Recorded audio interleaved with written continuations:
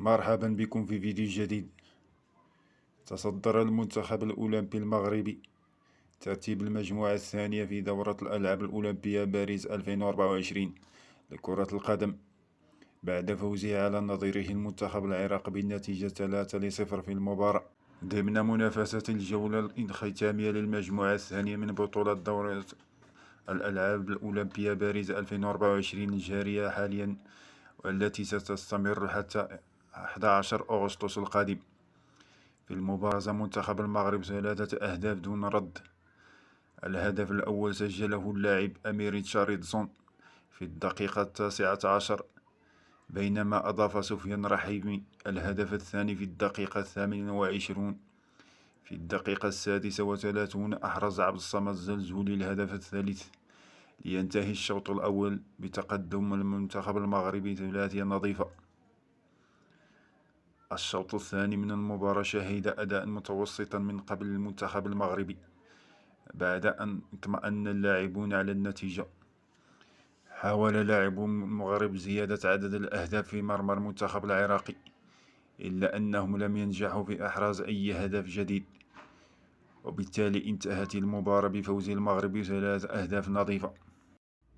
وبهذا الفوز يتصدر المنتخب المغربي المجموعة برصيد 6 نقاط متساويا في النقاط مع المنتخب الأرجنتيني، ولكن المغرب يتصدر المجموعة بفضل نتيجة المواجهة المباشرة بينهما نظرا لتساوي المنتخبين في النقاط والأهداف المسجلة.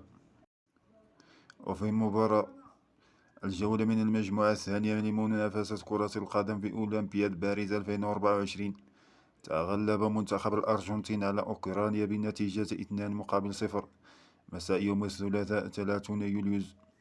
على مدار 45 دقيقة الأولى من المباراة فشل الهجوم الأرجنتيني بقيادة نجم مانشستر سيتي خوليان ألفاريز في هز الشباك، ولكن في الدقيقة 47 افتتح لاعب نادي بوتافوغو البرازيلي تياغو ألمادا التسجيل بعد تلقيه تمريرة من كريستيان.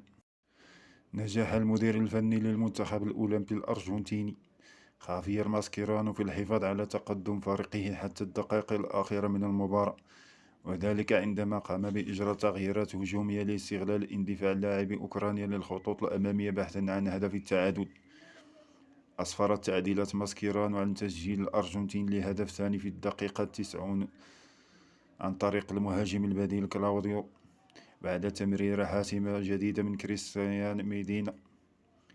كلاوديو كان نجم فوق العادة لمنتخب شباب الأرجنتين تحت 20 عاما الذي بلغ نصف نهائي كأس العالم العام الماضي.